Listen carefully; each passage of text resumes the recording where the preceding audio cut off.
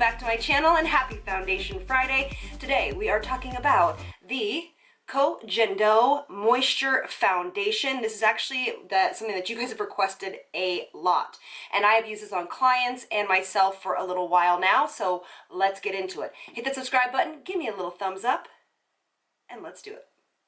All right, first of all, I just want to tell you guys, I hit 90,000 subscribers today, and it's been a pretty emotional day for me. I just want to thank you guys so much from the bottom of my heart and supporting me and supporting my dreams and sharing it with your friends and family and allowing me to be a part of your morning routines, your nighttime routines.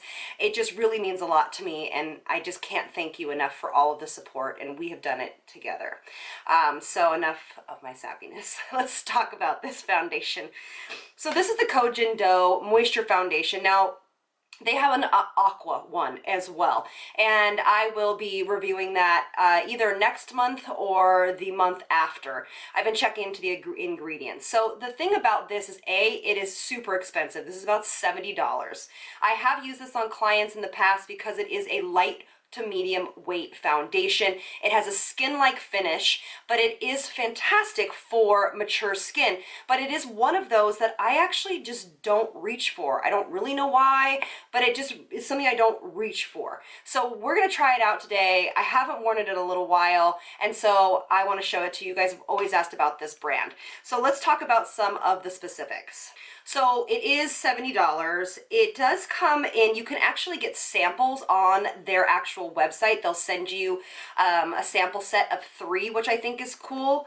I think the price tag is really high, to be honest, but it basically is it's actually infused with mineral light reflecting powders that blur, and they provide a natural skin finish like we had said. It makes it look like real skin. It's made with 80% moisturizing ingredients and mineral pigments. And basically what they do is they suggest you to build this layers, very sheer layers, and you can build it up to about a medium.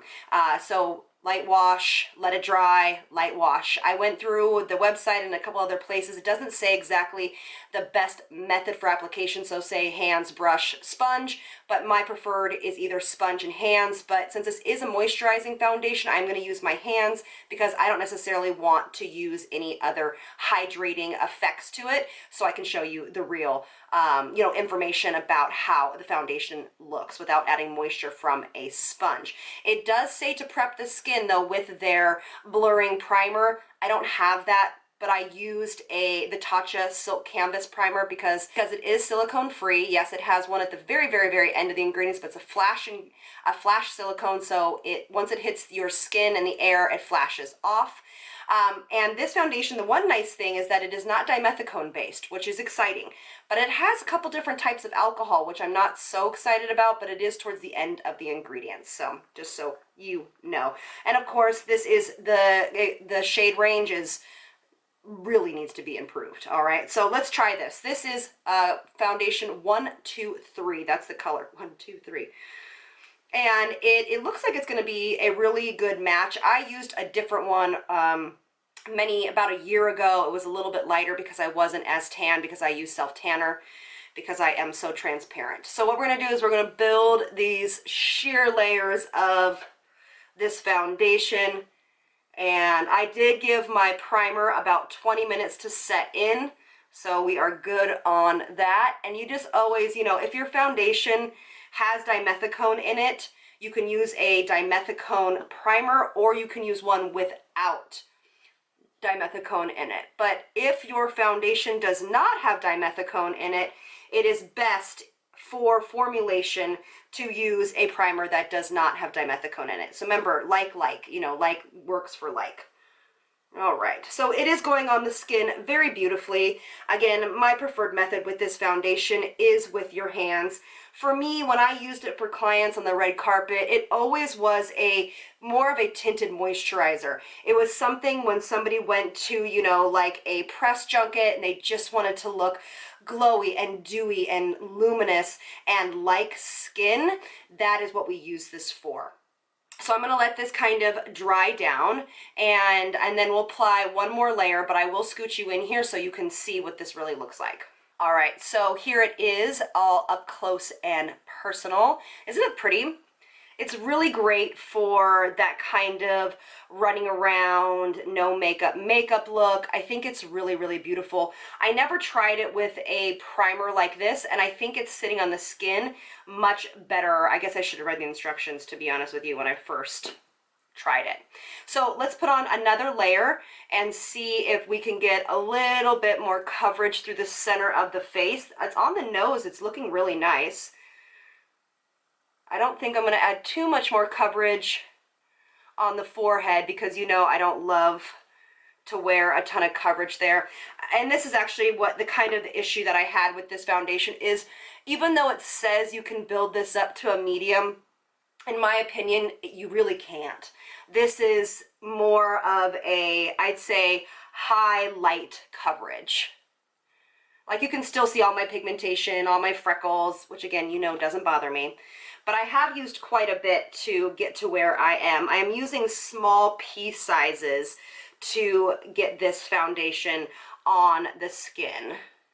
But it feels really lightweight. There is no artificial fragrances in it. I believe it's gluten-free. I will put that all up on the screen right now so you guys can know, but it is paraben-free, and I believe it's gluten-free, but again, I'll put that up so you guys can know.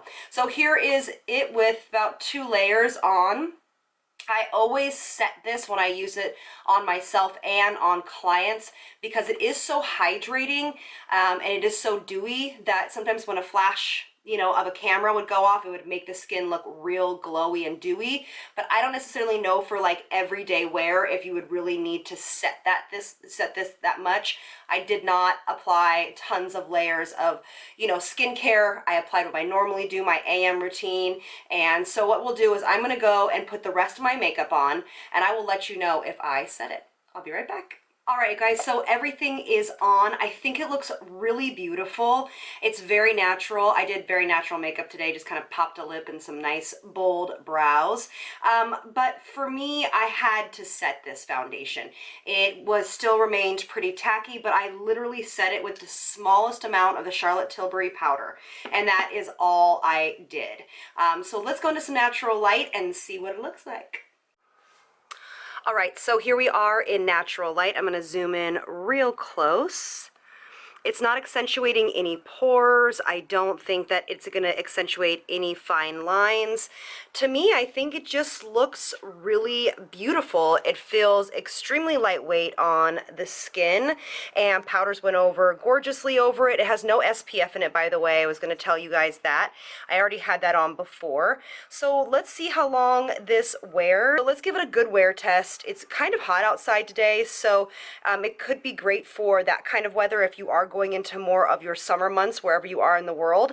But it also might be great if you're going into warmer weather, because for me, I reach for more hydrating foundations during the winter. So I will see you guys back here in a little bit. Hey loves, we are in a little bit of a different background. So this is about, I'd say, 6 hours later, and you can tell I'm getting quite a bit dewy. So what I think I would do the next time I wore this was to use a more mattifying powder in this area, but also to know that I'm having sunlight on my face too, so it's going to reflect off of that kind of illuminizing powder that I used, but the rest of the face doesn't look like that. So what I would do is maybe just use a Charlotte kind of all around.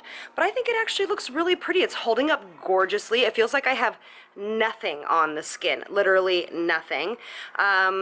Yeah, it's held up really well all day. It is coming off on my nose a little bit here, just again, because, you know, I touch it a lot. So it's not like this long wearing thing, but I do think this would be a great option for somebody that just wants to throw something on. It's hydrating. It is dimethicone free. Again, we talked about the alcohols not being in my favorite place in the ingredient list. But overall, I think it's really, really pretty, and I'm impressed.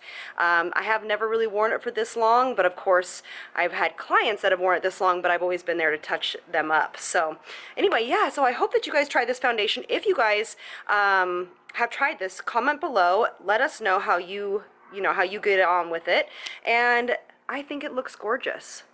I'm really, really impressed by it. So, all right, you guys, thank you so much for being here, and I'll see you on the next one. Lots of love from me to you. Bye, guys.